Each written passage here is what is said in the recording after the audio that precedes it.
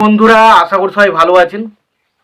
তো বন্ধুরা, এই ছবিটা দেবরা ছবিটা আমাদের বাংলা বা বেশিরভাগ জায়গা থেকে কিন্তু যে রিভিউটা যেটা পাচ্ছে সেটা হচ্ছে এভারেজ, নাহলে বিলো এভারেজ। খারাপ কেউ বলেনি, বাট কেউ কিন্তু খুব ভালো ছবিটাকে বলেনি। তো আমার ছবিটা কেমন লেগেছে, তো দেখুন, ছবিটার মধ্যে বেশ কিছু জায়গা রয়েছে যেগুলো কিন্তু ভুল ত্রুটি রয়েছে, তবে ছবিটা কিন্তু আমার বেশ ইন্টারেস্টিং লেগেছে, বেশ ভালো একটা ছবি। ছবিটার কিন্তু বেশ গল্পটা আমার বেশ ভালো লেগেছে, তবে ছবিটার ফার্স্ট হাফটা যতটা ভালো ছিল সেকেন্ড হাফটা কিন্তু অতটা এঙ্গেজফুল হয়নি, কিছুটা বোরিং ফিল হয়েছে, এটুকু শিওর। ছবিটার গল্পটা যদি ছোট্ট করে বলি, যে প্রথমে একটা মিটিং বসে পুলিশদের মধ্যে, এবং সেখানে তারা ঠিক করে যে একটা তাদের মধ্যে একটা দুজন মানুষ রয়েছে যারা কিন্তু একটা বিরাট বড় ব্লাস্ট করতে চলেছে, এবং সেই ব্লাস্টের পেছনে জন্য একজন পুলিশ অফিসারকে পাঠানো হয় সেই সমস্ত বিষয়গুলো জানার জন্য। এবং সেখানে সে এসে জানতে পারে যেখানে 4টে গ্রাম রয়েছে, এবং সেই গ্রামের মানুষরা মেন অস্ত্র বা মেন জীবিকা হচ্ছে অস্ত্র।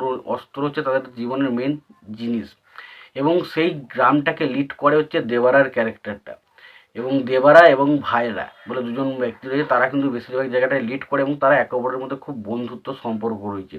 কিন্তু তাদের এই বন্ধুত্ব সম্পর্ক কিভাবে একটা শত্রু সম্পর্কে পরিণত হয়, এবং কেন এই সমুদ্রে নামলে মানুষকে মারা হয়, এবং কে তাদেরকে মারছে, কেন মারছে, কি কারণে মারছে, এবং এই সমস্ত জিনিসগুলো জানতে গেলে সিনেমাটা দেখতে হবে।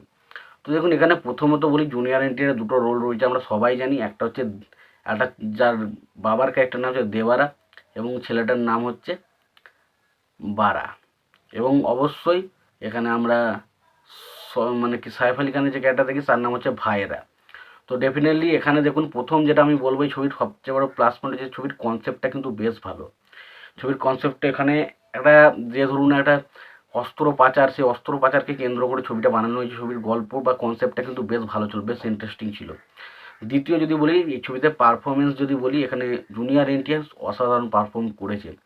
বিশেষ করে আমার বাবার ক্যারেক্টারটা এবং লাস্ট মুহূর্তে যখন ছেলের ক্যারেক্টারটা সম্বন্ধে আমি জানতে পারছি, তখন সেই জায়গাটা না আমার বিরাট মজা লেগেছে। তো অবশ্যই বাবা এবং ছেলে দুটো ক্যারেক্টারই আমার কিন্তু জুনিয়র এনটিআরকে চরম লেগেছে।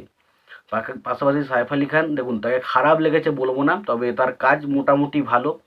ভাইয়ারার ক্যারেক্টার হিসাবে সে যেটুকু পেস পেয়েছে ভালো, তবে তার ছবির মধ্যে সেই একটা কি এক্সট্রা অর্ডিনারি ভিলেন সে কিন্তু প্লে করেনি। পাশাপাশি এখানে প্রকাশ রাজের কাজ কিন্তু ছবির মধ্যে বেশ ভালো ছিল, সেটা আমার কিন্তু বেশ ভালো লেগেছে, খুব ইন্টারেস্টিং লেগেছে। বাকি জাহ্নবী কাপুরের কথা বলুন, জাহ্নবী কাপুরকে কিন্তু আমার খুব একটা ইমপ্রেসিভ বা বিশাল কিছু মনে হয়েছে জাহ্নবী কাপুরকে, জাস্ট তাদের জায়গাটা একটু বোরিংই লেগেছে। তো সত্যি বলতে জাহ্নবী কাপুরের জায়গাটা আমার খুব একটা এক্সট্রাঅর্ডিনারি কিছু মনে হয়নি। দ্বিতীয় হচ্ছে, দেখুন, ছবির মধ্যে ইমোশনাল পয়েন্ট প্রচুর রয়েছে। তো ইমোশনাল পয়েন্ট প্রচুর রয়েছে, তবে সেগুলো কিন্তু কিছু কিছু ওয়ার্ক করে, যেগুলো ওয়ার্ক করে না সেগুলো সেগুলো পরে কথা আসছি। ছবির মধ্যে যে অ্যাকশন সিন রয়েছে একটা সমুদ্রের ধারে, যেখানে ওই অ্যাকশন সিনটা চরম ছিল। সমুদ্রের ধারে যেখানে একটা অ্যাকশন সিন হবে, যেখানে দেবারা যাবে বলে যে সমুদ্রের ধারে কিছু মানুষের, তো এই অ্যাকশন সিনটা চরম ছিল। লাস্টে ক্লাইম্যাক্সের যে অ্যাকশন সিনটা আছে সেখানে খুব ভালো।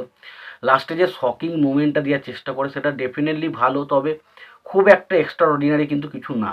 যে একদমই শকিং মুভমেন্টটা দিয়েছে সেটা তো একদমই চলে না, সেটা কিন্তু না। তবে শকিং মুভমেন্টে এতটাও বিরাট কিছু করেনি যেটা আপনার বিশাল কিছু লাগবে। তো এই ছিল হচ্ছে ছবিগুলোর পজিটিভ দিক। এবং তার পাশাপাশি যদি বলি, এই ছবিতে অনিরুদ্ধ স্যারের বিজিএম আউটস্ট্যান্ডিং লেভেলে কাজ করেছিল, সেই বিজিএমটা আমার চরম লেগেছে।